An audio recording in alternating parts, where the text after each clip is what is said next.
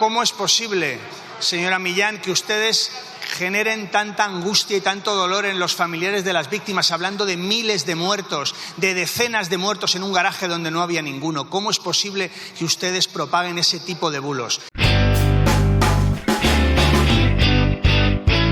Diputada doña María José Rodríguez de Millán Parro, del Grupo Parlamentario Vox, que tiene la palabra, cuando quiera. Muchas gracias. Señor ministro, ¿nos podría explicar cuál es la estrategia política del Gobierno? Muchas gracias. Señor ministro, cuando quiera.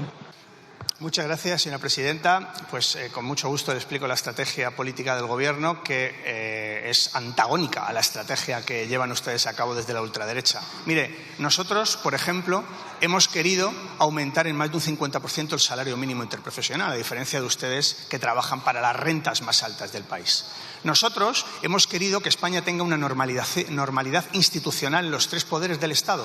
Por eso hemos trabajado tanto para renovar el Consejo General del Poder Judicial, a diferencia de ustedes que en todo momento defendían incumplir la ley e incumplir la Constitución, como durante un tiempo se hizo. Me alegra que me pregunte por la estrategia, porque me permite poner de manifiesto la gran diferencia que hay entre un gobierno progresista y la ultraderecha de este país. Gracias. Muchas gracias, señor ministro. Señora diputada.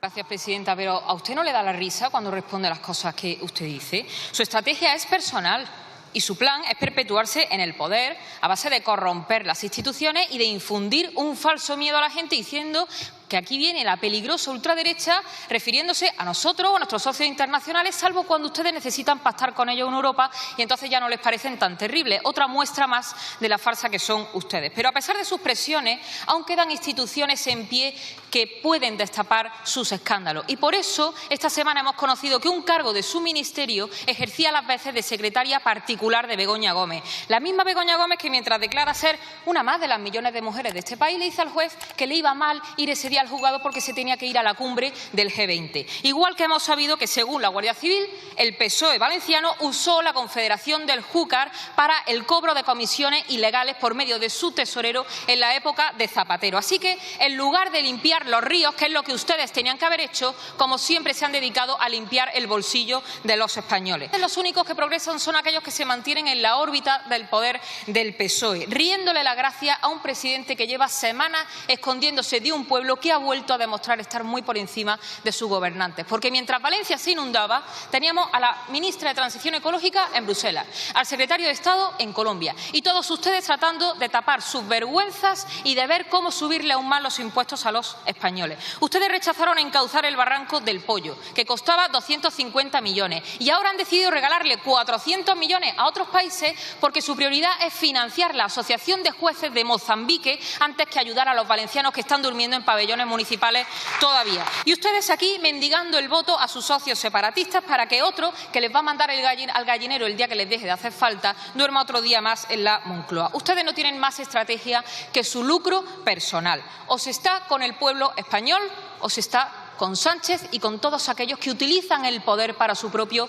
beneficio. Ustedes han elegido lo segundo y cada vez que pongan un pie en la calle no va a haber Consejo de Administración de Televisión Española que impida que el pueblo se lo recuerde.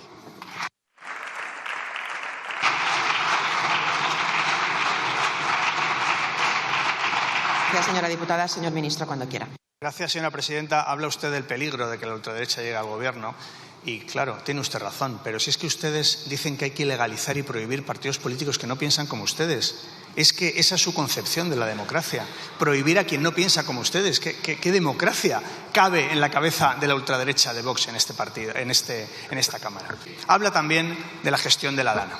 Y le voy a recordar algo que seguramente le va a bochornar, pero que es una realidad.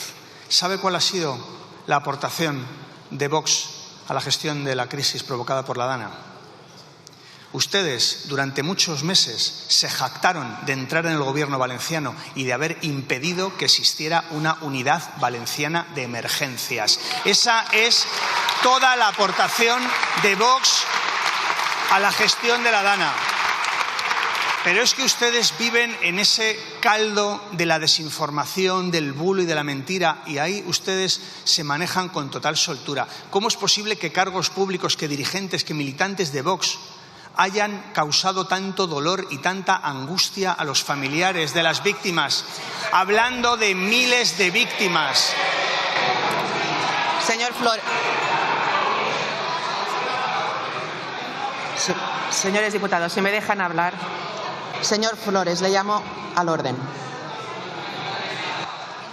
Está en uso de la palabra el ministro de Presidencia, por favor.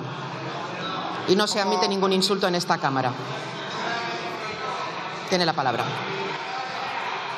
Como le decía, ¿cómo es posible, señora Millán, que ustedes generen tanta angustia y tanto dolor en los familiares de las víctimas, hablando de miles de muertos, de decenas de muertos en un garaje donde no había ninguno? ¿Cómo es posible que ustedes propaguen ese tipo de bulos? Para nosotros el sufrimiento es algo que hay que intentar aliviar y para ustedes el sufrimiento es algo que hay que aprovechar políticamente. Gracias.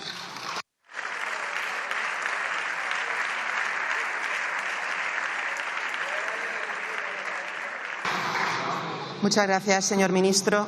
La siguiente pregunta la formula el diputado don Ignacio Gil Lázaro, del Grupo